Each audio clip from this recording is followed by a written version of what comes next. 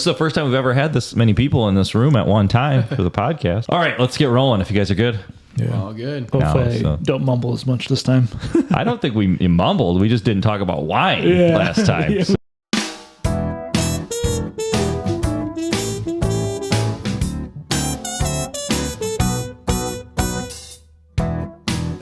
Welcome to Poor Decisions, a podcast about craft beverages from inside the industry. Our primary focus is on wine, often from right here in the Midwest, but topics include other craft beverages and products. Basically, anything you can pour is fair game. I'm Brian Lesbrance, the host of this thing. I've been doing this for, I guess, this coming year will be 14 years here in the Fennville area, where I've got two kids, and it is snowing out, so we're looking forward to one of the things I do when I'm not at the winery, which is getting out on the ski hill, although we'll see. It's been an up and down kind of roller coaster start to winter. This is a first for Poor Decisions. We have got two guests today to kind of summarize the 2025 harvest. So I did some solo missions here over the last few weeks, actually right up until about Thanksgiving, kind of going through what we were picking and tried to give some background on some of the grapes, and nothing super deep. I actually think I want to do that a little bit more in the wintertime, go a little deeper on some of the grapes that we work with. But today I'm joined by two of the Fennville Appalachian winemakers, two that have been on the podcast before, so back to the well a little bit, but here together. So first off, we've got Matt Jannette from Fenn Valley, and then we've got Andrew Backlin from Modales. So we're neighbors. We're all right here within a couple hundred yards of each other. So welcome to the pod, guys. Welcome back. Thanks. Sorry that I have to be back. To wrap no, they're sorry I'm back. They're happy you're here. But we just jumped right into the tasting session today, which I like, because it is the eve of the holidays here. And so, for me in the industry, and I don't know if you guys feel this way, but this holiday is always kind of special because it's not only a holiday, but it's the end of harvest. Yeah. So, it has it's different meaning. Yeah, you have a lot to celebrate. So I think we'll just kind of start there. And again, I kind of went week to week about how things were progressing, what we were seeing in terms of the season. But now when you look back at it, kind of maybe give us your 10,000 foot view of what, kind of what you took out of the 2025 season. And I'll start with you, Drew, and then we'll get some from Matt, but let's just make this an open conversation. So, you guys we're always interrupting each other. So I don't see any reason to change that today. So why don't you get us started? Hold on. We're drinking Loose Cannon from Tony Jacobson up in Leelanau Peninsula area. God, it's so hot right now. Oh, yeah. What is Loose Cannon, Matt? Talk us through this one. I just bought this last week, but it's the first wine released from Tony, his new brand, Loose Cannon. He's the former winemaker up at Mobby. He's got his own little shtick now, and he's doing some consulting work.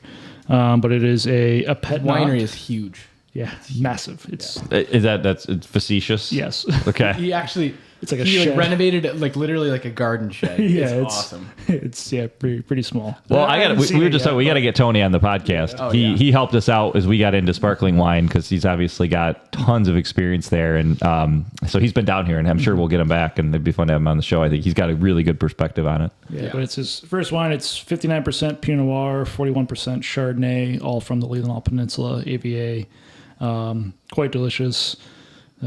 Pretty much bone dry. It's hazy because it's a Pét-Nat, so a Palatant Naturel. Yeah, what I like about it, though, it has the framing of a real sparkling wine. Yeah. It's not soft and blousy like some of the Pét-Nat base. It has that acid and that energy it just tastes like an undisgorged. Yeah. Kind of, yeah. It's clean. It's really bright. You make a Pét-Nat, right? Yeah. So you got a little more experience, but just for those who aren't familiar, what's a Pét-Nat? Lazy sparkling. Okay. Lower cost goods. No, it's just, this is how they figured out they could make sparkling wine. Stuff just started fermenting back in the bottle. And it's before they had all the procedures to, riddle and disgorge and make it clear. It's just like, oh, this has happened. This is cool. What do they call it? It's like the stars in the sky. Drinking the stars. Yeah. Drinking the stars. Dom Perignon. Yeah, but the idea was you basically bottle this when it's got some sugar left, either accidentally, perhaps in the beginning, or very intentionally now. And the amount of sugar left will then determine the amount of CO2 in the final product. But because it's just totally natural, they can go all different directions in my view. Yeah, and I think, back in the day, in France, it hits December and those cellars are 48 degrees, so stuff would just stall out. And I'm sure they probably did, it's not like I doubt you had hydrometers and ways to measure. So it's like, it tastes dry. Oh, it wasn't dry. Yeah. Yeah, you only need, 24 grams per liter of sugar, so 2.5% alcohol to get you 6 bars of pressure and blow up a bottle. So yeah, I'm sure they did a lot of that too. Hard with those wines because with the acid that sparkling has, it's hard to tell. Like, is this dry? Is this not? The perception, it tart, and definitely probably shifted year to year based on the acidity and pH levels. So yeah, I know. Even a trained winemaker can get fooled by stuff because it tastes quote unquote dry, but if you've got a lot of acid, It's actually it's interesting. Like if I'm eating like keto and not having a lot of sugary stuff, my perception's way better than if I'm like just eating the standard American diet. Like, when I'm eating sad, it's like, oh, this is dry. Yeah. But if you don't have a lot of sugar in your diet, like, oh, I get it. But it's interesting how like you recognize things differently. Or even like trying like your juice samples before you do your fermentation samples. You're like, oh yeah, that's bone dried, and it's like, oh no, that's 4% sugar. Still, that's nowhere close to being done. Yeah, well, especially when there's still some carbonation left from fermentation. Like it tricks you. Like I've had reasons like, oh, I'm going to kill this today. Like it's barely off. No, it's 6%. Yeah. Get that carbonic acid in there too. So no, it's a great wine. I'm glad. Thanks for bringing it, Matt. This is a lot of fun. Like I said, we're already off the rails. So the first question didn't even get started to get answered, let alone any sort of conclusion. So now that we've, but you're right. We should have told people what we're drinking. And where'd you find this? I got it at, I think it was off Tony's website, Loose Cannon. Okay, nice. I think he's doing mostly direct shipping. He's, I think, got some self-distribution. He took me some spots in Grand Rapids, which I don't know if I'm legally allowed to say. Well, some spots is not very specific. He's basically hand selling it in a bunch of like specialty stores. Okay. I'm sure you just go to his website and we'll put a link to that in the show notes. To his website, and that way you guys can check it out for yourselves. Yeah. Do you know if this was inoculated or not? I don't know. It has a really like wild edge, like not in a funky way, but it has definitely some interest. I honestly don't know. I was trying to look it up before this and then just forgot. So I didn't do a lot of prep Sorry, today either. Tony. So like I had to put your mic stand together with some basically. We'll let him zip come ties. on and talk about it and what he's got going on up there. That's great. Yeah, but we'll put a link, like I said, in the show notes to the site, so at least you can check it out on your own when you're sitting around over the holiday, finding out what you're going to buy for your 2026 wine goals. So anyway, back to 25, because we still got a couple weeks left of this year. Poor Decisions is presented by Fen Valley Consulting Services. Fen Valley Services is a specialized division of Fen Valley Vineyards dedicated to providing expert winery management and consulting services. With over 50 years of industry experience, we help farmers, winemakers, and wine marketers build successful, sustainable businesses. As a trusted winery management company, we offer customized, consultative solutions tailored to the unique needs of each client. Whether you need assistance with winery or tasting room operations, complete winemaking services, e-commerce support, or something else wine-related, our team of experts provides the experience and hands-on support needed to elevate your winery's success. Learn more at www.fenvalley.com. What do you think, Drew? Big picture. Yeah, I thought it was a beautiful vintage. For us being in the organic space, it was a complete blessing. You mean the lack of rain? Yeah, the lack of rain. It's like, oh no, here it comes again. You know, a classic Michigan vintage. And it just, I'd have to look up, but there was like no precipitation from May till July. So it got us through all those scary parts. Really good. We did well with disease pressure. It was very clean. Some of our composting, cover cropping, like we had good fertility, not too much. When you have irrigation too, not everything, or a lot of stuff? We did use our irrigation. So originally we'd put in all the irrigation lines. We had no well, so we got 75% there. Right. So we forgot the water. It's a really expensive. We bit the bullet and put in that. So that really saved us. I was gonna say, talk about a year to have it. Yeah, because we'd done some plantings in, I want to say 2023. I think that was a pretty droughty year too. So we smoked a good. It's like the past 3 years have been pretty droughty, kind of during the growing season. So we've experimented with irrigation here at Fennville, and it is kind of an insurance policy in Yeah. effect. So, we did have to go out and hand water some of the young stuff. Yeah. And the stuff that we didn't, I mean, there's some tough stuff. And we're even seeing it now as we're starting to get into pruning where some of the canes just look like dehydrated. I mean, like it's like, we just haven't seen it before. And we think it's just largely that. They were just sapped of water going through the... Oh, it's like our Chardonnay is like it pressed off at like 142 gallons per ton. Yeah. Which is like, that's insane. Like, it tastes great. It's like super concentrated, but just like, when you're trying to hit a certain case volume, like, I gotta go buy more Chardonnay now or something. Yeah, so like the standard for that Chard is probably what, 150, 165. It can be a bit juicy like sometimes. 160. Yeah. I would say like in a normal year, and it's come out 15 gallons per ton less. Yeah, It's it adds interesting. up. Yeah. But even that, I mean, for our scale, it's 1,000 gallons maybe. Yeah. So Well, and I know like the Cab Sauv, that clone is known for being small berry to begin with, and I mean you come not even see them. It was it's like we got like that rain though, like towards the end of the season, which kind of rehydrated them maybe a little The late bit and season kind of stuff. kept the late season stuff going. And the red's pressed out about normal, but it's kind of like mid-October. The Burgundy stuff. Anything early was Hybrids pressed out light, not light, but like lighter. on the lower end of like what they normally do. So Well, and Matt, maybe you can expound on this. I know that this is more religion than science at this point, but it feels to us like a lot of the older hybrids especially just really don't like a season like this. I think it's I mean, It's like Chancellor, Foch.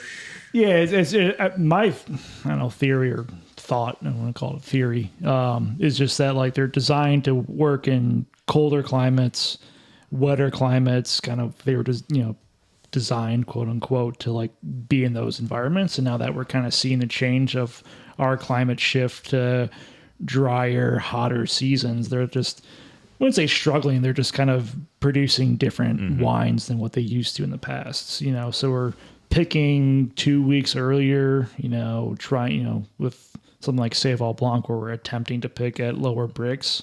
Yeah. It's, you're trying, like, you're just like, oh crap, maybe I need to start sampling like towards the end of July, which is like before it's like we didn't even think about it till like middle of August, like kind of gearing towards the end of summer. That makes sense. So Have you had some of the Marichal Foch out of Oregon?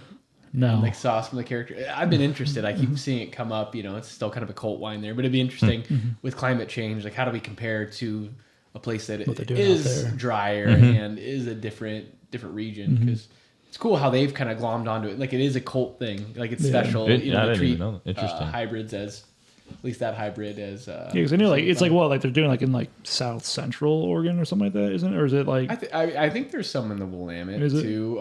But it's just interesting. For some, I think it's like- before it's like Oregon higher had its up big in- boom. They had hybrids and they still kind of around. like higher up in like not like higher up in like their mountains and stuff, like, right? It's kind of where it's at. But when I see those wines, they're like 14.7, 15.2. So they get some accumulation for sure on alcohol. Yeah. I don't know, yeah. So like I think how we've kind of shifted our perspective on early hybrids is like target the flavor profile and then like don't worry about like the sugar levels, because like you should develop those foxy flavors too much, let them hang out there, and like don't worry about when you picked it in the past, like just figure it out. And like and don't be afraid of acid, because I think sometimes we get too scared of high acid on those, and we're gonna lose a lot of it, first of all, because a lot of it falls out because we think of the potassium is levels. crazy.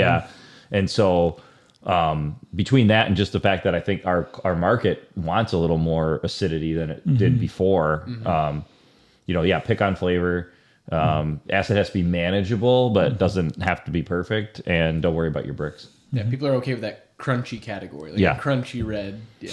Yeah. If not, I mean, I was just looking at this, inventory of stuff, and the palates continues to dry out, and so as we just talked about earlier with the Pét-Nat, I mean, acidity and sugar it's sort of like all one thing to the typical consumer. So whether it's that the wines have more acid, less sugar, or both, that seems to be what the market's definitely. This isn't like a short-term trend. This has been a long-term trend that we're on. That stuff's selling better. So yeah, okay. So back to hot, dry, hot, dry, humid, because we don't really get a lot of heat without humidity here along the lake, which I'm glad to hear that didn't really affect the organic program too much. Yeah, so for us, I mean, like, get to Veraison, however you want to pronounce it. I'm not French. Sorry, Brian is like that. L'Espérance. Yeah, okay, yes, that is true. But, you know, like, we get to a point where it's like, hey, if something happens, as long as it's not catastrophic, it's okay. So, you know, like, we got that rain, not big issues. I didn't see it being a super early year, which I was expecting. Yep. You know, we're going to push up, you know, a week and a half, 2 weeks. But it seemed like it did slow down. We had trajectories. We did have good bricks, but it wasn't like we're picking, like having high bricks at an earlier date. But like all the Bordelais stuff, you know, we were able to clear through the pyrazines, had good acidity levels. We were starting to get a little flabby near the end, you know, like we were like, hey, we're going to pick them a little riper, but we did lose some acid. So, you know, it was definitely a little bit more of I think Matt and I both played with some acid producing yeast. I think he did it better than I did. But yeah, looking into something like how do we naturally deal with some of these things happening via climate change or whatever's going on. It's funny because, yeah, I mean, all of our old winemaking notes from all these years were all about reducing acid. Yeah. And here we are trying to add acid back in. So I mean, mine was more on an experimental basis with some of our suppliers and stuff, and kind of just figuring out like what to do with some grapes that we don't have quite a straight plan for. So Yeah. what worked better for Fen Valley versus for you, Drew, would you say? Well, mine were on whites and rosés, and I think you did yours on a red. Okay. And then we Full send, like Leroy Jenkins. So it's kind of like our approach to like the non-Saccharomyces thing a couple of years ago. Like I was kind of like tiptoeing into the shallow end of a pool where Andrew like head dove off a diving board into it. Yeah. So it's like hey, you know, our different approaches to the same thing, you know? Yeah. So yeah, I did like a small trial with like some cider to produce some acid at high pH, and then like a red fruit designed for red production that would turn into a rosé for sparkling, right? Yeah. So like kind of when you have, it's kind of like when when life gives you lemons, make lemonade type of thing. So it's like, cool, I got this red fruit, it's lacking color, pH is high, sugar's low, TA is high, you know, something like that. And like, okay, let's turn that to sparkling maybe and see where that goes from us. So did it, I mean, when you say acid producing, what kind of acid is it producing? There's kind of like two main strains out there. There's what? Lachancia. I'm bad. We have something thermotolerance it's kind of more designed for like the folks out in like the West Coast, which have high bricks, high pH, right, and no acid. So it's designed to like, okay, how can we reduce alcohol by consuming sugar to produce other things? Got it. This produces Lachancia thermotolerance produces lactic acid. Okay. So the byproduct of ML. So which you're getting your pH to drop early on, helping to prevent against spoilage, helping to prevent against wonkiness, and hopefully helping to finish your ferments down to like dryness. Yeah. And then kind of like we've been playing with more malic producing yeasts, which, you know, has its place in kind of in certain scenarios, and it's a little bit of a brighter acid. Can then be reconsumed to go through an ML, go into lactic acid. So you can essentially create it to drop your pH, be more bio-controlled, and then essentially convert that back out to like drop out. You know, if you're basically trying to lower an alcohol in a product. That makes sense, especially like a red, where you're going to run it through a full ML. Yeah. So that makes sense. Well, it's the interesting thing come from California, because they have high pHs. But we did, at least like when I worked in Napa or Sonoma, we had that diurnal shift where Michigan, like, well, we have the lake, we have diurnal shift, but it's not like, you know, it's not like being in Russian River where it's like, it was 105 degrees and now it's 48 at night. You know, we're a solid 90 degrees and then it's a muggy 82 at night. Well, we definitely had a lot of that this year. Yeah, for sure. Yeah. I think that was what I noticed this year. When you don't get that cool off period, that may have been why.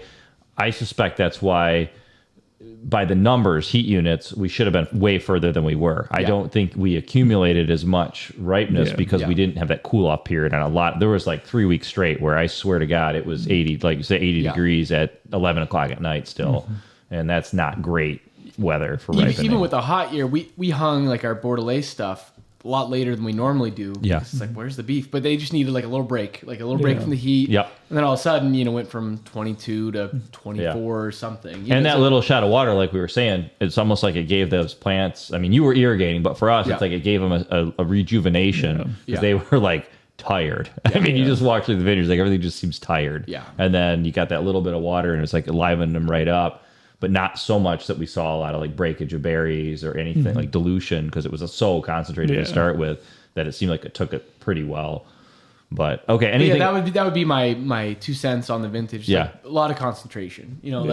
Like you're saying, less yield. I mean, we have a lot less water to material ratio, so everything's very dense and pushed through all the pyrazine. So the Cab Sauv tastes like not green bell pepper. Fruit tastes like fruit, not vegetable. It's fruit, not vegetable. Didn't have a lot of botrytis pressure, so everything's pretty clean. Yeah. But I think it's going to be a very nice vintage, especially for people that maybe want a little bit of a softer wine. I think I'd say for us it was a hard vintage for Burgundian stuff. So for like Chardonnay and Pinot Noir, trying to time that right, like fully right flavors without pushing too much into alcohol. Trying to find that point without having to add water or something and tweak it too much. Yeah. I know you guys are planting Pinot Noir, but I'm like, what could I graft over on my Pinot Noir? It's always the battle every year. So Yeah. Just crap it every year, it'll be all right. Sparkling. I'm gonna start picking in late July. Well, that's a lot of times where Pinot Noir goes, even if it's not the plan. But yeah, I think so white wine wise, obviously that's usually what we see much sooner in terms of drinking wines. In fact, I think Modales already has one in the bottle, maybe two if you count your Pét-Nat, and your crack it open. And your Sure. your what did you guys already did a Nouveau? Both of us do a Nouveau, so we've actually done quite a bit of. Yours was way better than mine. I don't know about that. I haven't actually tried them head to head yet, so we'll have to do that. What did you make yours out of, Drew? Regent. So it's I think the Germans actually call it vinifera, but it's a hybrid. So you guys make yours out of Chambourcin. Yes. Yeah. It has some Chambourcin parentage in its past. I think it's like Sauvignon or Muller-Thurgau crossed with Chambourcin. Really easy to deal with in the vineyard. I mean, if we were just a little drier, it'd probably be 2 sprays throughout the year and you're good to go. Even organic sprays. Yeah. But it's a lot denser tannin. So Matt and I were talking about this. How far do you push the carbonic thing? How long is it in carbonic? Without getting too tannic. So that's always the battle for me, is I'm not pushing the carbonic so far because to be able to release it early is these chunky, blocky tannins. So we press off earlier. So this year, loved your guys' Nouveau way more because that classical banana, bubble gum, It's because you don't have any tannins in Chambourcin. Yeah, that's the key. Its downside is it's like the last grape we pick, and then we're trying to make wine out of it to release in December. And we do a whole cluster. So picking Regent's a weird grape because it has such a big picking window. You could pick it, first week of September. You could pick it the middle of November, and there's a lot of decisions. But when you pick it in September, those stems are so green that you if you start getting alcoholic fermentation happening in the carbonic, it's going to be herbal, veggie, from the stem, tannin. from the stem inclusion. So we make decisions off of like tannin load rather than like where we wanted to be with the carbonic. So I'd say like it's a light, they say glue style red wine, but it didn't quite have the carbonic character that I wanted. But it's always fun. You never know what you're going to get, especially the way we make wines, kind of hands off and. And it sounds like, maybe I'm wrong, but it sounds like it might be better later, which is not the goal of Nouveau, obviously. But I've done that before. Before your time, I think made it was Weigelt, and it was really good like a year later. But when you're trying to sell it 5 weeks after you pick it, that's not a great strategy. Yeah. So, and then I once tried with something other grape, and I did Foch from you guys one year. I'd done Foch before. It tasted good, but it smelled like a trash can. That's Foch. No, just kidding. Buy Foch. It got better though with age. Again, it was one of those things. It's like, by spring that trash can thing went away. But the problem is we're trying to sell it in December, not in the spring. I think there's a reason that people use Gamay, and I'm starting to realize I've went through Dornfelder, Regent, Zweigelt, Pinot. Yeah, there's a reason why you use Gamay. Isn't it like when you're doing like whole cluster, like you want those you want stem, like you're doing whole cluster for stem inclusion, right? Isn't it like some part of like trying to get those like stems like lignify. Yeah, I mean, prior, you want know? that spice element, but Yeah. you don't want it to be like, oh, this tastes like I chewed up grass. Like that's the balance. But then it's the logistics of, hey, we live in Michigan. This is not the Central Valley. Stuff takes time. So it's like, okay, I have to have this out. For us, we have to have it out actually earlier because the distributors, you do yours we have to have earlier it than we done do. like the first week of November. Yeah. So you have, 3 September, weeks. October, and have it in the bottle. And Yeah, then a lot of time we do native fermentation stuff. So sometimes it's great. Sometimes it's 3 days Yeah. work through. Yeah. Sometimes it's like 4 weeks. I guess it's explicit. I'm going to leave it out, but you suck. It's been 2 months. And you're not done. You should look at like there's I saw a thing on LinkedIn of all places that Cal Poly did like a carbonic experiment like under pressure, and they were keeping like we do some of that. So some of the tanks under like 20 psi of like CO2 pressure. We leave and it then at- letting it go to carbonic. we leave it about 5 psi because our tanks. I mean, they have A limit. blown out Yeah. tank, but we do have a. It does help. And then we're like, I mean, it's the most ghetto. We call it trash bag red. We put black trash bags on the outside of the tank during the daytime. Put it out in the heat because Get it there's this ripping. magic point for esterification and for them to be absorbing CO2. So you want to get it to like 80 degrees early on. That's what I've noticed. Yeah, it's like nothing happens for like 2.5 weeks, and all of a sudden your tank's at 90 degrees, and all of a sudden, hey, it tastes good, and it's like done Yeah. fermenting. I mean, those chemical processes. Yeah. I mean, temperature is a key. So. Enzymes. Yeah, makes sense. And then it's always like, if you're not adding sulfur, you're making a great hospitable environment for everything that you don't want. So it's always that juggling act. I'd say Yeah. carbonic, I mean, the way it started and the way it ended, it started as like almost farmer wine. And I'd say it's one of the harder wines to make, Yeah. technically. Well, and especially doing Nouveau style, because like always one of my fears was, okay, this thing started ML and now I got to bottle it. Yeah. And like that's a nightmare for me. It's like partial ML going in a bottle. Well, Matt's got filters. Let the spritz happen. We, or you make sure that you Just got it. enjoy it for what Well, it you've got it is. in a screw cap now, so that helps yeah, the because it cork. can hold a little bit of pressure. to industry people, we actually started using a new product that was just approved by the TTB this year, but it's called Lactobacillus plantarum.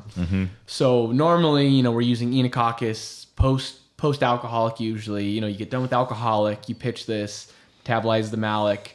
With the Lactobacillus plantarum, it's called homofermentive, so it can't ferment sugars, where the problem with Enococcus is that it likes to eat malic, likes to eat sugar. Yep. That pathway generates a lot of volatile acidity. So it's really cool. We can pitch this other bacteria, and it finishes malolactic in like 3 days on the front end. So that's You're co-knocking essentially. So then you're taking Co-knocking. advantage of your heat from your primary to bolster that, which is always the other problem. Is like you get done with your red, you press it out, and it's 30 degrees out in the press, so that stuff.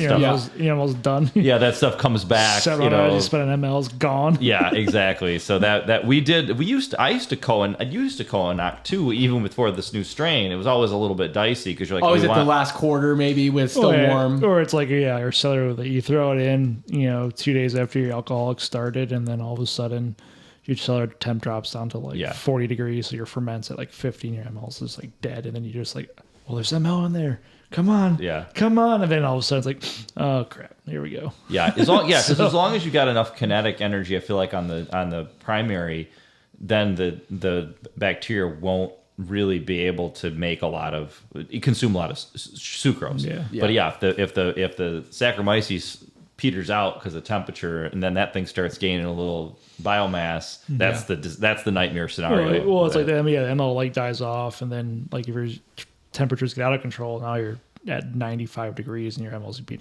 destroyed. Literally, like just killed. Well, it's always that like old world, new world divide, because the old world guys are like, hey, it poops out in October, we'll revisit it in April when it warms up. Yeah, but then it's like that style is like, oh, where are these horsey notes coming from? It's Britannomyces. You also make sure you're barreling down, like, right after primary's done. Barrel it down. Because if you don't, you're sitting with head space, and then, then it's like, that's where it's good. But I feel like you're sitting like a tank with like 40 gallons of head space. Oh, okay. Well, that's like the old school, like, okay, that's cool, but that's not what the market wants. They want clean in general. They want to taste the fruit, not the horse. Well, I mean, it's interesting because there's like upsides, because if you're not adding sulfur, you have some acetaldehyde, which is a great bridge to put anthocyanins, so you get better color. but you don't know what's in that grab bag. Like, oh, Yeah, that's a good way of putting it. It is a grab bag. It is. I'll just throw these barrels away now after this experiment. Right, that's the other thing. Yeah. Okay, well that's good. No, so all right, and we do a lot of stuff from. I don't think you guys do as much, but we do a lot of stuff from the northern Michigan. So it was interesting seeing the difference between I'll just move Southwest, that around when you're trying to pour it. Southwest, and Fennville, Berrien County, because last year was just so hot, even up in Traverse. I was Gamay Noir stuff like that. It's like, okay, I don't even need to start testing this until October. Yeah, it's like, oh crap, I overblew the bricks by 3 bricks. It's already over. I have a Gamay from up north from last year. It's like 14.5% alcohol. Yeah, so it's like, hey, it's the first week of October. They're used to like picking stuff at the end of October. Right. They're like, the northern stuff, really good malic acid. So like we get quite a bit of Riesling, Gruner Veltliner. Definitely a more balanced vintage up there. So it was interesting to see the differences between here and there. But I think, I guess I thought it was going to be a very non-typical vintage, which it is in certain senses. But I think the fruit, it's not so non-typical. Like me, it's like it was a surprising vintage. Because I remember like when I was here in 17, that was like a fairly landmark vintage in my mind. Granted, it was my second vintage here. So, but amazing wines. Actually, just had like our Meritage Barrel Select from that vintage. Oh, yeah. Still hanging in there. Yeah. Nice. Probably still gritty. I mean, I've had some of those where it's like, oh my god. No, it's like it's drinking quite well. I mean, it's 8 years old now, and even like I had just the regular Meritage 17 from out of the cellar, trying to clear it out a bit, and it's still drinking pretty well. But, I had like the 17 Pinot from our Lost Bronze vineyard, which is like heavy clay, has a lot of hang time. The clay just adds to phenolics. It's like, this still tastes like Barolo. Like this needs like 5 more years before I want to open but then it up like again. 18 was like a super cold and like just disappointing green year, and I was like going into like this year where we had like a very cold spring. I'm like, this reminds me of 2018. Yeah, we had. I mean, it was an exceptionally slow start. Yeah, and I was like, this is going to be like bad green and just like whatever, bunch of vines bouncing back trying to overproduce, and but like that happened. But then we got this like really dry, warm autumn and late summer. And I was like, this is all right. We can actually see some pretty solid vintage coming through this. But and it's interesting talking to your owner Doug, talking about like vintages from the 70s and 80s. Like, this is a different world. Looking at Riesling numbers, like, hey, fingers crossed we'll even be able to glad I don't have to have Acidex in my I had to do it one time in my career. 16 bricks or something. It's like, what in the world? Sparkling. That's what I mean. That's why Mobby was a genius. It's like, all right, let's just lean into this and only make sparkling. How much do you think though is that? I mean, climate definitely plays into it, but like just the way we've evolved in farming and viticulture. I think it's equal parts. As much, and it probably depends on the year. Yeah. But when you look at the way we trellis, the way we expose fruit, there's 50 years of experiments going on. From then to now, you had a emerging, non-existent industry coming through, and then all of a sudden, like, I've done this for 50 years, like, do this and you're gonna at least get like a pretty solid thing going. I think that's what I've noticed too, is I think there's a couple things. One is on a good year we're doing stuff that definitely couldn't have been done 30 years ago. But I think probably the bigger like issue Cabernet is Sauvignon or something. Well, like the whole varietal. But I think what I'm also feel like has happened even in the last 14 years is the marginal years are better. So like the lowest it's going to go is like twice as high as it used to be, so you don't have, and that's just because we're in the wheelhouse of acceptable like fruit quality way earlier than we were before. And that's a good feeling, because it's always a good feeling when you get to that point of the numbers and the flavors where like we could pick this.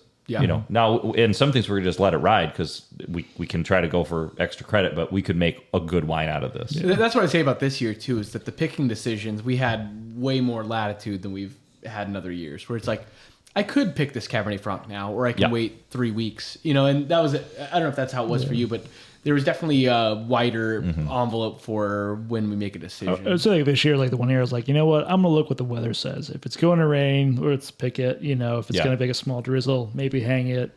Or no, it's like in California, like that's what you use. Oh, it's going to rain, we got to pick, right? And like before I was like, it's going to rain, we'll just have to like let the fruit dry out and bounce back. Now it's like, let's go get that, like something like reason, something with that's like more so like botrytis, whatever. go get it. You know, I know a lot of people in California say, "Oh, we pick on flavor," but a lot of time, like there's a booklet like we pick at 25.2 bricks. Yeah. So it's interesting with Michigan, like you just can't play that playbook at all. There's not this like historically I pick at this sugar ripeness level and.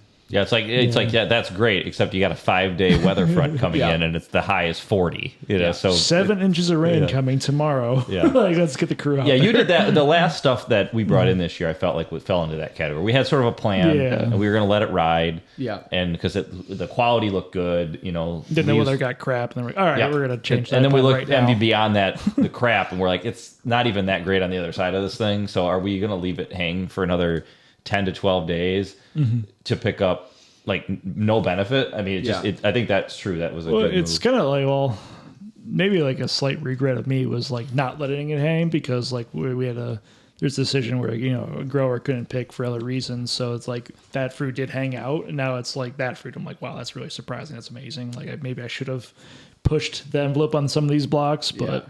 At the same time, it's like, I don't want to be having our guys pick at 32 degrees and raining degree temperatures. So well, and along the lake, I mean, the problem is there's no forecast. I mean, it's like a loose approximation of what might happen, especially in those shoulder seasons. I feel like it's especially unpredictable. So there's many, like this beautiful day we had today. Well, at least that they sort of saw that coming, although even that came in late. So we're having for those we're recording this on what is today, the 19th of December, and it was a pretty nautical day out there, like 40-mile-an-hour winds off the lake. Yesterday was like 50 or 55. Dumping. All the snow melted basically, and all of a sudden now I'm driving on ice for back 45 to minutes. Winter. And so I mean, and I feel like that happened in the fall too. It was like you have this forecast, and then all of a sudden you get lake effect rain that time of year too, which can really mess with you because the forecast is for just a generally cloudy day, and then all of a sudden the rain band's set up and it just rains for like 4 straight days. Yeah. And never hard, but it never stops. Yeah, for me, I mean, we're probably set up to be like efficient for 180 tons. We brought in like 250 tons, so it just ended up being like, when I can fit it, you'll pick it. Like it was so not necessarily like stylistic decisions, just like operational. Like I literally don't have a home for this, so it'll be interesting to see how that changes some of the styling and the wine types because maybe some of the picks that I did wouldn't be what I'd normally do. But it'd be interesting to play, and maybe there's surprises like, hey, that's way better than what I normally do. But well, that's always the thing too. Is like there's this sort of happy accidents that happen, or at least accident might not be the right word. Like you say, you were forced into a decision based on operational constraints, be it weather, be it tank space or whatever. And then you learn something from that, and that's what is one of the cool things about the fact that we have to take a bunch of notes for legal reasons and just for everything. Is you can look back and go, that date, translated into this product later, and then you can kind of look back and often I know some of the things we've done that have changed our protocols have been, not necessarily the plan. It was just how we evolved at the plan as we went through it. So. It was interesting seeing some of the stress, though, the drought stress. So, like things like Cabernet Sauvignon, there was a lot of like cluster abortion. So, like we had to make different decisions where we're just gonna drop it. The stuff's still green and acidic. But the plants reacted. I mean, they've grown up here since they were planted, and like this is a out of left field. Yeah, where am I? So, You did some of that. I think we went out and we cleaned up a few things late this year, like our Merlot block. Yeah, we went through and just dropped like the raisiny. Kind of like green. You saw those two ones that just kind of cluster it was like the top. And, like if there was two. Like this is not nice late harvest. This is a tart green berry. Yeah, it's like the plant because I can't get all this ripe. I gotta just focus. The block got like frost damage, so there's a lot of secondary growth out there. So it's like drop the secondaries, drop the border clusters, and let's not pick that. Even by accident. I could tell them about hanging out later, but we went through, did the gleaning and.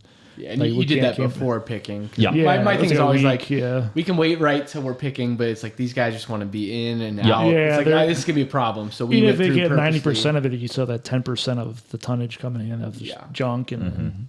Especially when it's such a nice year that that it'll be a nice product. But if you don't, then it's going to be, It's like, let's spend a little extra on the labor to, know we can charge $2-3 more bucks a bottle for it. So. Well, and it's, because, you're like this, like, say, the last thing you want to do is take what should be a really good vintage and then screw it up to get an extra few percent of volume. Yeah. So, that makes sense.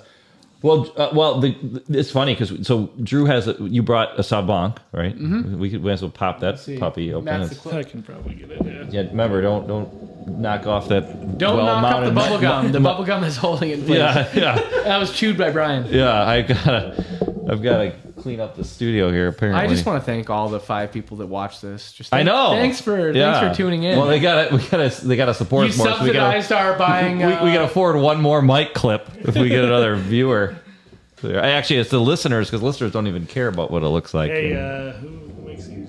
Sony or something like that? Sure, we'd like an endorsement. Yeah. All right, Matt's so what do we got here, He Drew? tried to pour me a bottle with the cap still on. So. Well, that is a capsule. That's a screw cap phenomenon for sure. Yeah. So what did you bring, Drew? So this is the 2025 Sauvignon Blanc. I think this has been the funnest learning adventure for me coming to Michigan. Okay. I've made a lot of California Sauvignon Blanc, which is obviously a different style. I think in California most of the time they're trying to go for Bordeaux Blanc. I came in, I kind of I can do that here. Yeah. There's some people who can do it well. Like I think James Lester does that style very well, but it doesn't always translate. So really had to kind of come back to the drawing board. And I think it's fun. I think this is a very Fennville, Michigan centric Sauvignon Blanc. So it's like, I don't think it really fits into a certain category. Maybe kind of Sancerre, kind of like Friuli, but it doesn't really hit a certain like archetype for wine. But we always pick really early. So Sauvignon Blanc, our first picking is usually the first week of September. We're trying to get fruit that's clean. As we know, Sauvignon Blanc can kind of just fall apart out of nowhere. So we're just like tasting until some of those green flavors fall off and like sugar be damned, So yeah. This is usually 11 to 12% alcohol. We don't capitalize, but we just want those really fresh family of thiols. Thiols are the sulfur compound that gives Sauvignon Blanc its, inherent flavor.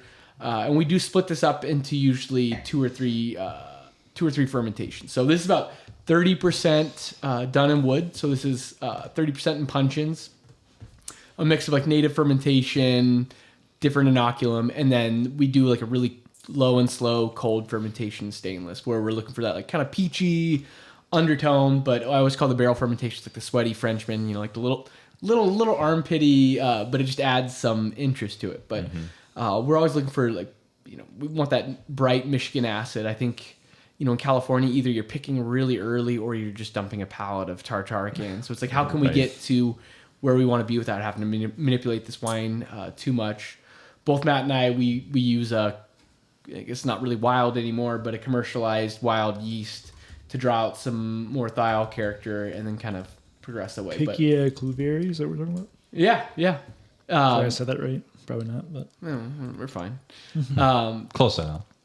But for us, thiols are very oxidizable. Once they're oxidized, they don't really have any character to them, or they can go to that super cat piss thing. So we just try to get this in the bottle as quick as possible. I think we've done it in November before in the past, but we actually bottled this like one day later than last year. I think looking at like the date codes of like what what it said in our winemaking software. So. But yeah, we're not trying to go for, big body. A lot of our wines have a lot of lees where it's like kind of filling it out. Like we want this to be bright, aromatic, kind of punch you in the face a little bit. But I think it's fun and it's cool to be able to like, I wonder if we could actually get this out for the Nouveau party. At least a little bit of Sauvignon Blanc, we get it done so quick. Yeah. Well, you're definitely close. I mean, it's amazing to have...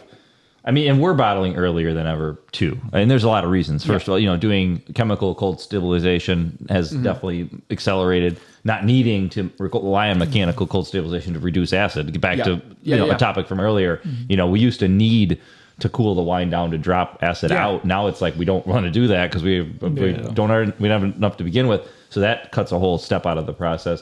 And this is kind of a hybrid. We did cold stabilize it, but it wasn't blended together. So if people don't know, if you cold stabilize wine at a certain pH and then you blend something else at a different pH, it's no longer cold stable. So, and then our crossflow filter, it doesn't do well at 30 degrees. So we ended up warming this back up, and we do use something called Zenith Uno. That is a chemical stabilizer it's very green. You use a lot less electricity, even though we already did use electricity. But Yeah. it is cool if you don't want to lose that much acid. You Right. know, like you want to hold on to some of your acid. It's a cool tool to have. Definitely. Yeah. I mean, cold stabilization to me as a winemaker was always like a nightmare, because it's like you have what you thought, you have what you have going in, and you don't really know what's going to come back out the other end of it. And and then Mother Nature, because we're in Michigan, so we try to use that as part of the process, and some years it just doesn't work out because we get the, big warm stretch. It's usually like a January warm up in Michigan. It feels like we get really cold. And there's always like a week in January where it's like back up into the 40s. And that's always like when we're trying to finish that first pass of cold stabilization. We have snow on Thanksgiving, and then it's like Christmas is like you're going out to the beach. Yeah. It's like 55 degrees. Yeah. And we're going to have that again this year. Yeah. I mean, and so your wines are not ready to go into cold stabilization yet. And then as soon as they're ready, it warms back up again. You're like, well, that sucks. And then you burn a bunch of electricity trying to cool it back down. So, but I think this is a fun thing. I think it shows the breadth of Michigan. This is not one vineyard, kind of more in that cuvee model that, there's elements from every vineyard that add to the wine. So we harvest the majority from Lemon Creek down in Domaine Bering. They've been awesome partners. They have a good mix of clones. We picked that really early. I mean, this is like September 5th, September 6th. Then we have another property by Coloma and Watervliet called Terrace Hill, where that's a little riper. That's done in wood, so you kind of exaggerate that body and breadth. And then there's one vineyard, Pfeiferic Vineyards, up in Old Mission Peninsula that comes in, a month later than the rest of the Sauvignon Blanc. And that came in at it was like 25 bricks. Wow. So, it wasn't a big part of the blend, but it's cool to be able to play with all these flavors and kind of construct things because we have so many different spices in the Michigan AVAs. But I love doing Fennville AVA things, but this kind of, I think it shows the different elements that we have to play with in Michigan. So. Yeah, for sure. Did you guys, so I'll go to Matt now for a sec. Did you have a potential favorite wine from the 2025 vintage? I say potential because it's like your favorite child. First of all, it changes by the day, and second, it's got a long way to go. I guess, like favorite. I guess there's one wine I spent the most time on because it's a totally brand new product, brand new. I know where he's going with process, this. and I was learning while chocolate doing milkshake wine. Yeah, he's very excited. It's the So we're so as I think we've mentioned now is that we've invested in sparkling technology and in tanks that can support super high pressure. So I kind of jumped in at doing a Moscato d'Asti style product using a grape called Muscatnell, which is Alsatian. So we're already out of the wheelhouse there, but it's kind of one of those super sweet dessert style wine, super fruity. This is what all Moscatos essentially were designed after, right? Yep. So everyone thinks of Moscato as like super sweet, and I think California's kind of driven that into like more of a table wine where, the Italian styles is more, it's carbonated, fruity, high sugar. Like we ran analysis on a tasting at like, we're talking 15% sugar. 5.5% alcohol. Yeah, it's crazy. So doing it's that like tasting. it's I don't know, like the low alcohol kind of spritzer thing before that was even really a thing. Right. It's also kind of like a Pét-Nat in the sense that you're just using the primary fermentation as the bubble source. Well, it's early too, right? Yeah. I mean, they're getting the stuff in the bottle, like. Yeah, and I like what I in the very 5 minutes of research I did on it is they essentially just harvest the fruit, press it off in juice, and then either hold it cold or like freeze it type of thing until they're ready to make up do a batch, right, and bottle it. So like that's kind of, I was like, okay, that sounds like a Pét-Nat-y type of thing. So essentially, we did, but then I also use a technique called stabulation, which I've been trying to do for a long time on a product. Now that having tanks, so I can be completely inert and do that. I stabulated everything.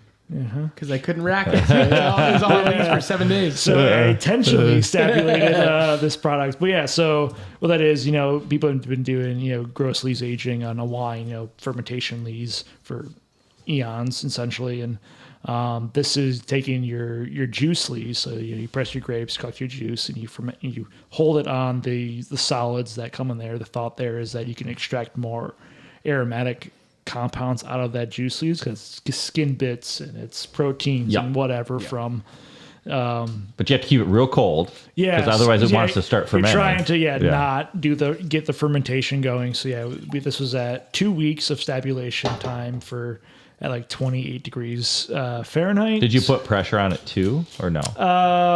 No, there was like a light bit of like fermentation going. Probably in the juice, maybe. Yeah, just like in the parts that like didn't necessarily touch like the. So there was, but I did inert the tank entirely beforehand. Yeah, I might have like put a little head pressure on it, but 28 degrees. We used some non-sags that can actually like function at that time to kind of beat back any wonkiness. Yep. And enzymes that extract more, kind of did all the things essentially to kind of maximize that 2 week time. Going through that process, I think I would cut that maybe in half because I like that aroma was better at a certain point than at that 2 week point. How did the aroma shift? So it kind of just started off like nonchalant, just kind of like dirty juice smelling. It kind of turned more to this like orange peel kind of like cool thing you can kind of get with Muscat sometime, and then it shifted to like the more traditional floral citrusy kind of tone. When the Muscat now kind of get dill and other like cooking spices that so can you be can kind of get some either Blanc, interesting or you hate them. So that's kind of like how it started, and then it kind of just transformed more to like think what people would assume of drinking like a Moscato d'Asti. But like knowing my taste and whatever, I did let it go farther through alcoholic. It's more like 8% alcohol, with a RS closer, just under 7, according to current analytics. It's essentially needs one filter and it's ready to bottle. So it's going to be a new product that we're going to target to release in the springtime. Is that hard with the Muscat? All the filter loving elements of Muscat, proteins and all that sort of stuff. Yeah, no. So and how do you add bentonite in the Chardonnay? Yeah, I added I fermented on bentonite because there's studies out there that helps with some flavor precursors, and it's like how do I do the most amount now early, knowing that like I don't have to do multiple steps later because like we're closing this thing off during primary and we're not trying to lose the CO2. So like all that is done through under counter pressure, which is just a whole different animal, and like trying to like minimize the amount of times with the rack and filter and all this sort of stuff. So all like the fining, all of that stuff was done in the juice stabulation phase, and then like a secondary round for like oddities post testing of like, okay, we need another pound of bentonite. Let's get that for in protein stability and whatnot.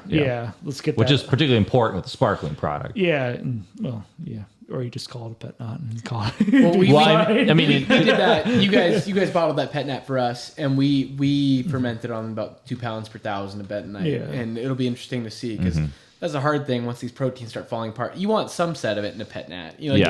To be true to type, but you don't want it to be a milkshake. Yeah, like this is the first time doing it, so the thought is like, what happens, right? But now like I'm still trying to target like a bright, clean wine. Right. Like we're not going to advertise it as a Pét-Nat. It's going to be advertised as like a Moscato d'Asti offshoot type of thing. Right. So, Moscato de Fennville.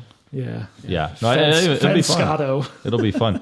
Okay, no, that's fun. So maybe not your favorite, but definitely the most involved. Oh, I'm digging it. I don't know why. Like I'm championing sweet wine right now. I love it too. I have a Muscat product too. I'm like, this is good. No, I mean I think it's awesome, and I think you love it because it's been like a passion project, and now it's like from cradle to grave. You're just the whole thing, So how about you, Drew? What are you looking forward to most, maybe out of the 25 vintage? So, I think kind of same in line with Matt. This is always a fun wine to make. This Sauvignon Blanc. Yeah. Sauvignon Blanc, it's inherently aromatic, but it really takes a lot of coercing to get it to land in the glass how you want it. Yeah.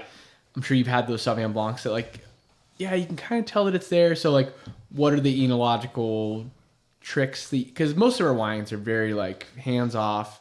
This one is not. This is like, there's thought. And I actually had time to think and do things at this point. So no, I really love this. I think we definitely made our own style of Sauvignon Blanc. So it's fun to bring another vintage out. Well, it sounds like it was a good year for it. I mean, you had good pick points. You were able to kind of leverage the strengths of the different blocks that you harvest from. Yeah. So, and I think that's the other thing that I like about this wine is you can sort of taste the different complexity from all that, and I think That's one thing I like about a good, well-made Sauvignon Blanc is it can have those different dimensions where not a great one is like kind of like one note. It's like, this is what it is. And yeah, like because you have some of those New Zealand stuff. It's like there's the green bell and some tropical fruit, you know. And you're right, the aromatic can be very underwhelming on some of these. Yeah.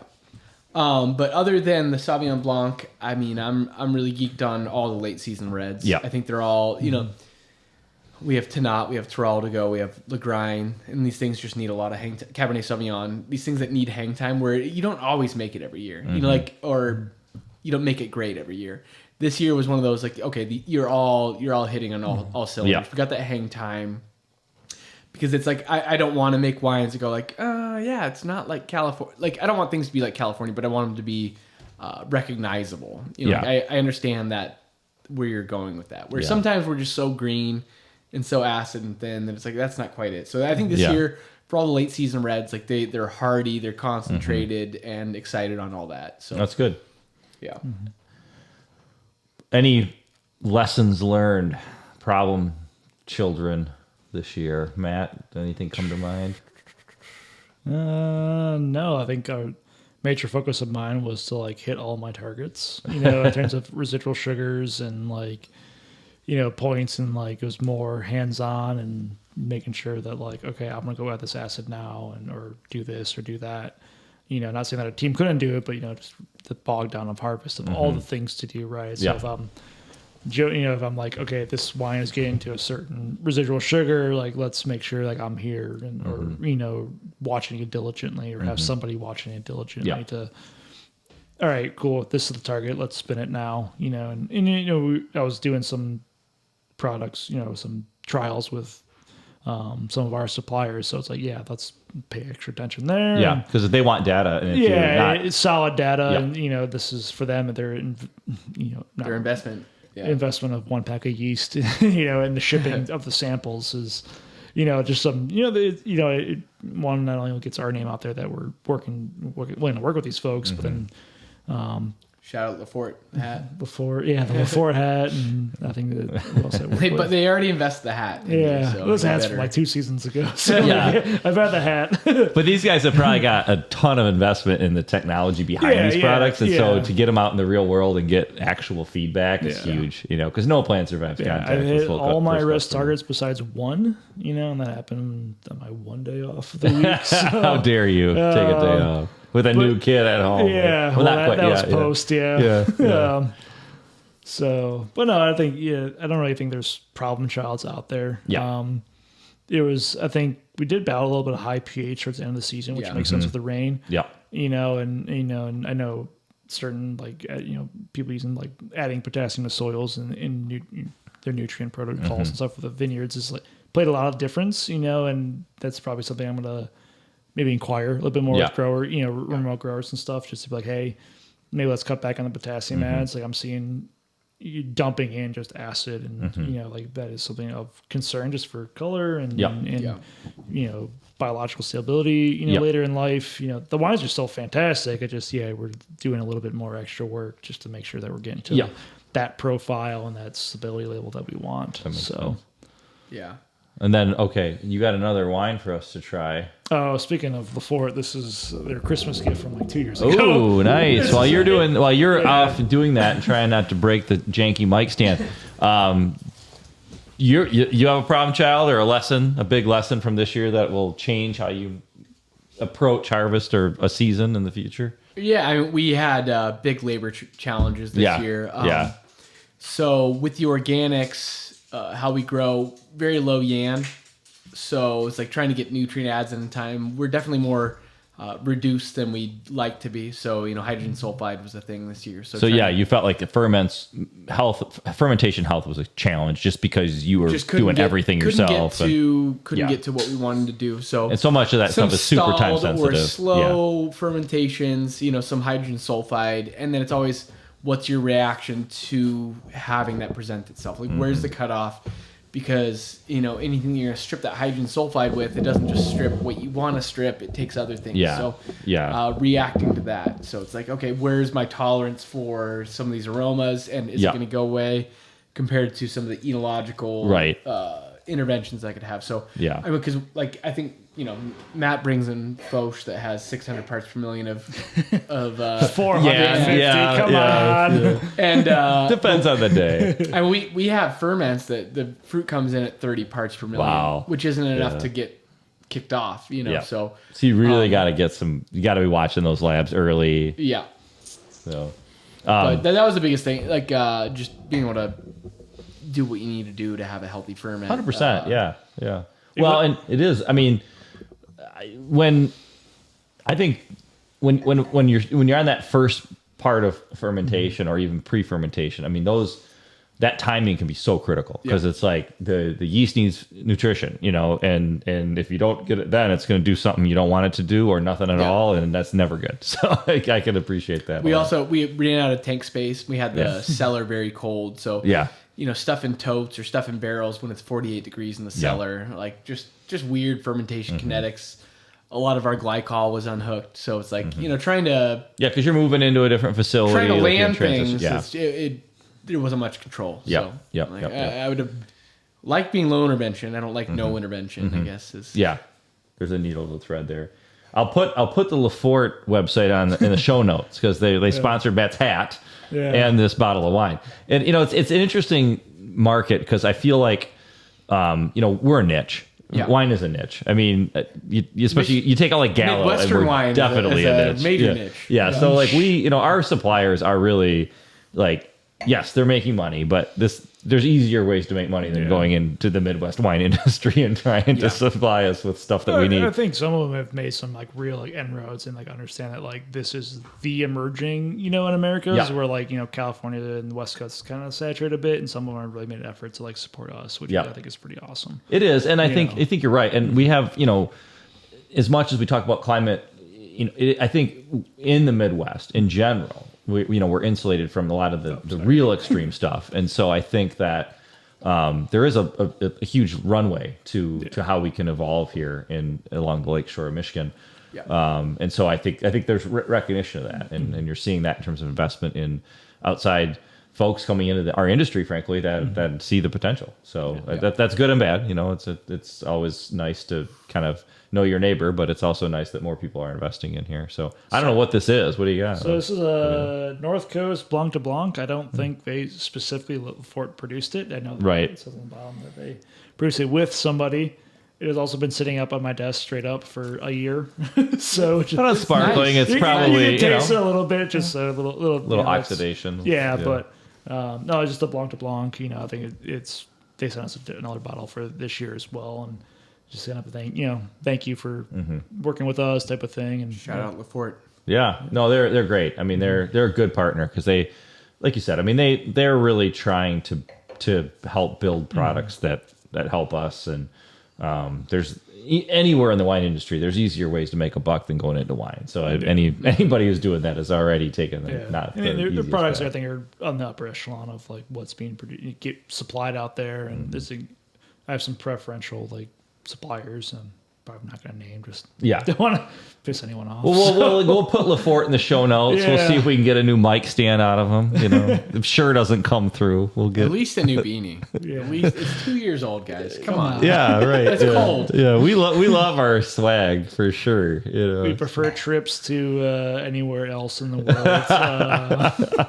Right. Free. AAB, you're supposed to bring me to Italy, but it hasn't happened yet. So. Yeah. Shame. Yeah. Okay, so as we wrap, because we could do this for I don't know a couple days. Well, until we ran out of wine. I don't think there's a bathroom here, and there's an outdoor. There's an plenty outdoor of bathroom. trees outside. Come on. The podcast studio does lack a bathroom. Yeah, does lack a bathroom. No, so I have sort of as I go into like the holiday season and even just winter in general, where like we're not as busy, which is awesome. Like we get to go out to the restaurants around here because it's not like you can actually get into a restaurant around here.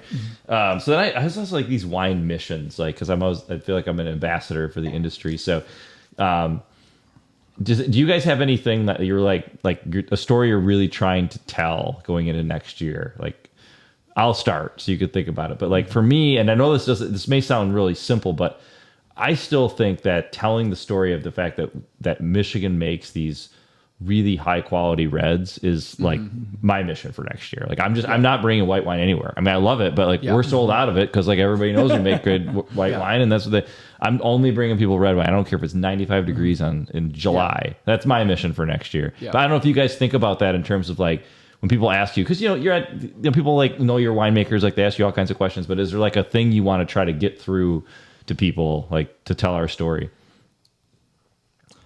I don't know. I mean, you got the Moscato d'Asti thing. Like, so. Yeah, that's a project and a half in itself. But I don't know. Yeah, like I think the red wine thing is cool, just because. Yeah, like I remember during COVID, I was having a social drink on our street with my neighbors, and the guy like 2 doors, across the street and 2 doors down, and he's like, "Oh, you're a winemaker? That's cool." And where do you? Yeah. And he's like, "Do you guys make any reds?" And I was like, "Yeah, we make a lot." And he's just like, "Oh, I was always under the impression Michigan never made any good reds." Right. I was like, "I'll bring you a bottle." Like just be quiet, and end up never doing that. But so that's your goal for this year. Well, yeah, just like one of those things. Yeah, like you're saying, just like I think people will be surprised. It's no, we're not producing Napa. Right, we're not trying. There's something that could be have similar flavors. Yeah.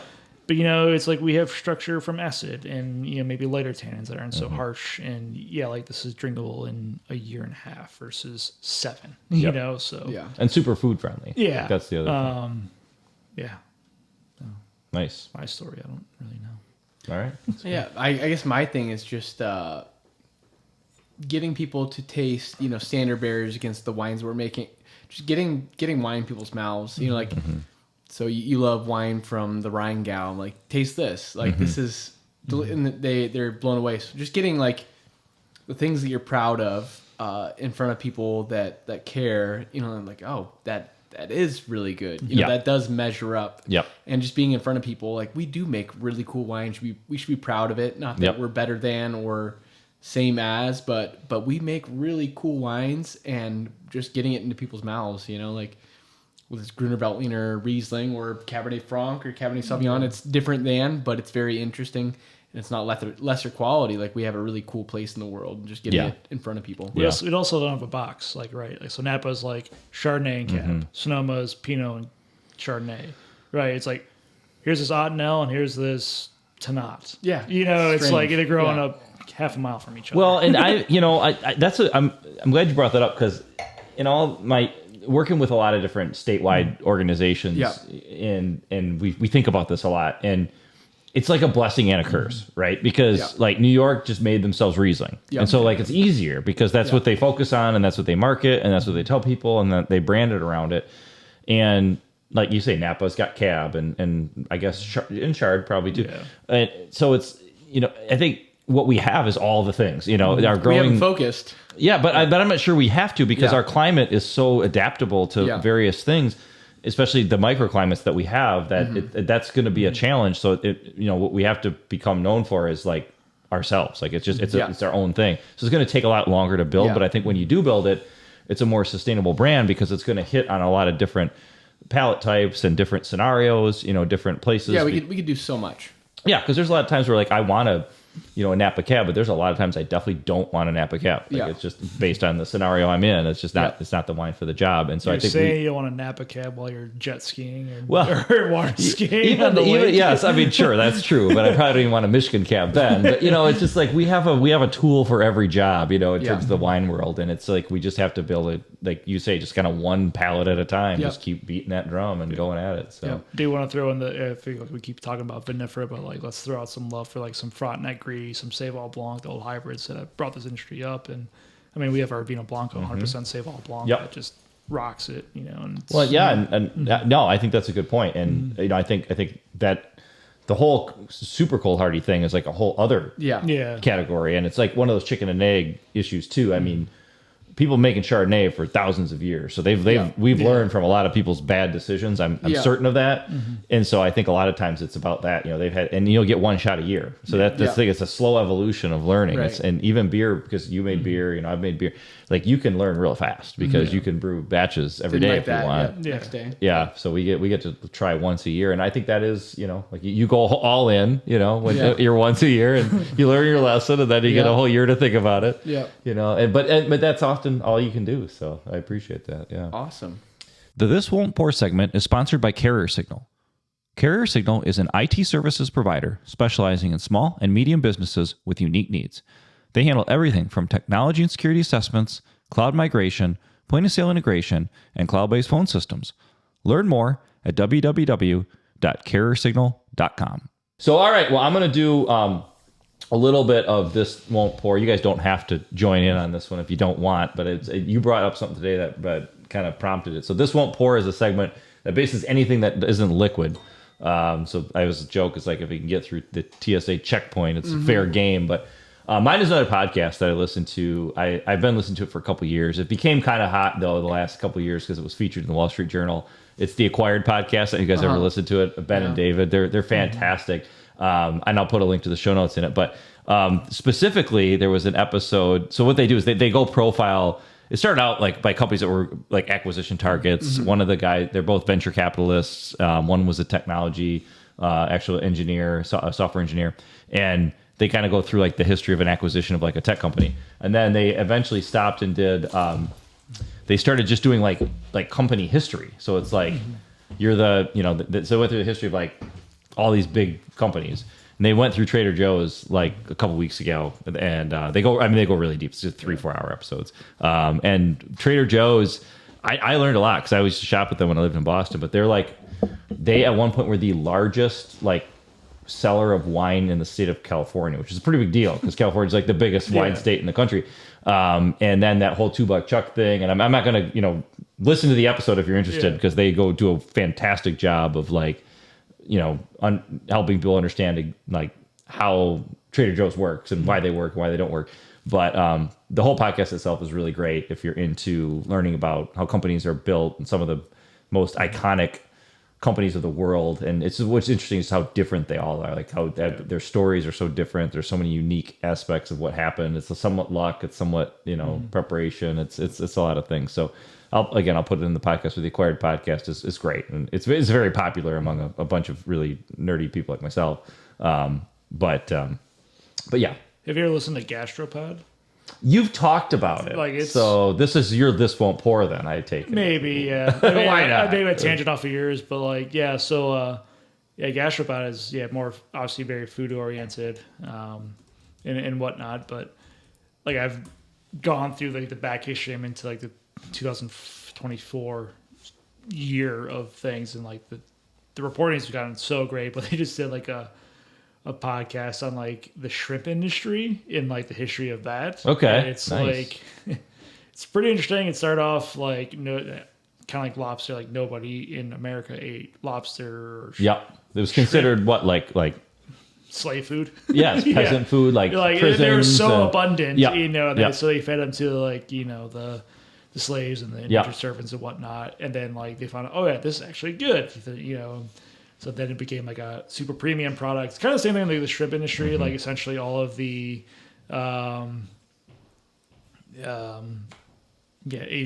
Chinese and Japanese, they were all into the shrimp, and that's what they right. I really like their Northern Spice cider, and I had 2 pints before I got on here. So. Nice, I like it. I like it.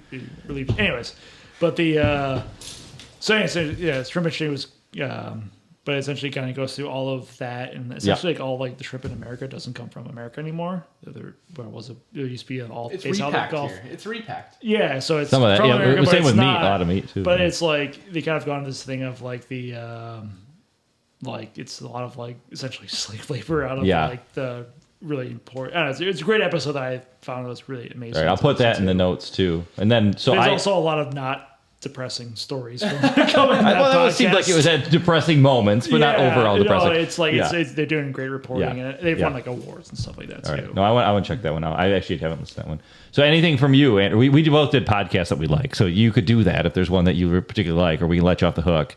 Because it's Also, This Don't Pour is, having 2 children instead of 1 now is a great learning experience for me. So. yeah. We could do a whole section on what Yeah. we've learned. This on- don't pour about things that we're geeked on right now. That's not wine. That's exactly right. Yeah. Generally speaking, yeah. Not yeah, that's what I liquids. do. Yeah. But you don't have to do it because we've already got a couple good ones. So I think 2 podcasts, which is interesting because I don't usually mention podcasts. But Yeah, We're trying to get on their- Andrew we're trying has to get on their has podcast. 3 kids, so like 3 he doesn't children, even yeah, have like, time to think. the fun things that you do. I don't know. Well, I've got a 2.5 Shop different brands of diapers, cost benefit analysis. Yeah. What are the wipes that are Costco affordable? totally They work. killed their love for like my Yeah, diapers. the Costco diapers. changed Man, them they really screwed that up. I don't miss the diaper stage. I'll be It perfectly was. I think it was honest. Huggies, and they went to whatever the Aldi manufacturer. Yeah. Okay. It's a. And it was like night and day, like revolts. Okay, so there's a Costco acquired episode that I will put in the Yeah. show notes too because that's Shame on- actually one of my favorites. shame on you, Costco. Yeah, like yeah. They're like Huggies off brands, and everybody loved them. And Yeah. then like they Yeah. like switched to like these like flimsy, I don't know what, and yeah, it was not fun. Okay, well that I don't even know Not as great. that fits into anything, but we're using it. So This won't pour. yeah, so Costco's not going to be sponsoring this thing anytime soon, but that's okay because they probably were going to do it anyway. Please buy our wine in bulk. Yeah, Thank they, you. they probably were going to do it anyway. I don't think I have anything. I mean, Okay. It's been a weird year. Yeah, with you've been really, only, really busy, Wine yeah. only, kids only. Yeah. I made a great spot. As far as, Scotch bonnet mango hot sauce this year. It was great. Yeah, there you go. Yeah, see, he's got the. Well, I don't know. You I know you you guys talked are about both very gardening busy. on your episode, so It's funny. So He I do a did, big yeah. garden. Yeah. Harvest season is harvest season. So Yeah, all I the grow things. a big garden, Yeah. and my wife has a Has to pick it young up. baby. So Yeah. it's like, all right, there's like 1,000 pounds of produce out there rotting. I get so geeked every year Yeah. to like you do the investment, you do all the time. It's Oh, like, yeah. I can't harvest that, and so. Oh yeah. I did that for a few years. Yeah. I did the oversized garden. Oh, yeah. I think it's just like a rite of passage. I always think I'm going to make like, a whole 60-gallon barrel of hot sauce. And it's like, no, it just Yeah. rots out there. I made my own sriracha this year. Nice. So I tried that I once. grew I did up. not have good luck. So you Mine's did. good. Yeah. Nice. I mean, it was like half like red ripe jalapenos and like half like semi-ripe green jalapenos. So it's a Yes. little more like a brown sriracha, Yeah. but like the flavor of like the fermented garlic thing is pretty solid. That's awesome. No, I bring Definitely some in. spicier than sriracha. Yeah. So, Yeah. Like the Well, they standard- got to make that for the masses, I suppose. Yeah. But There's also a whole different story about sriracha's yeah. business, but Yeah, that was. I always do the dried like ghost peppers and scorpions, and it's always like better be watching how you're pouring that 'cause gastrointestinal stuff, Yeah. But Yeah. that is one thing that I did is painful pepper flakes, Nice.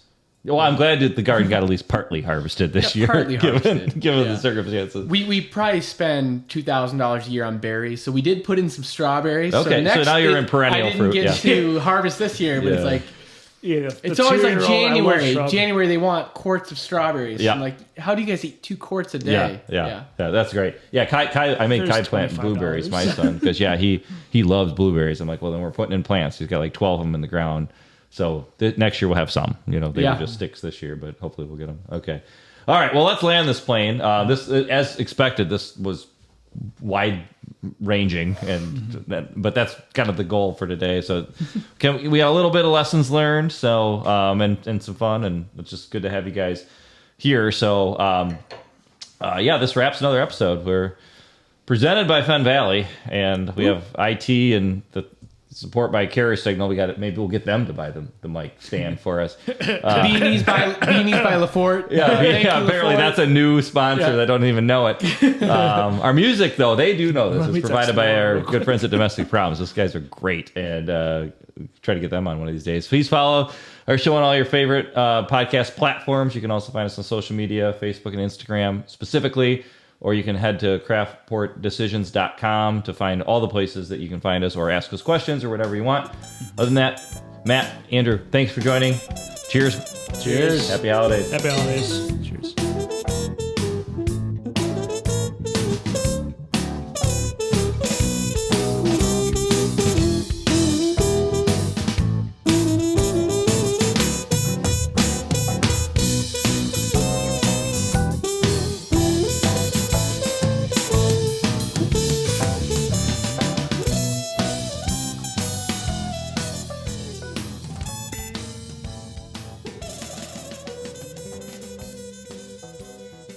5 people that listen. I don't know what you're nervous about, man. And I'm one of them. Sam Clayhouse. Yeah. Then half of them work Rob Hager. around here. They have to listen.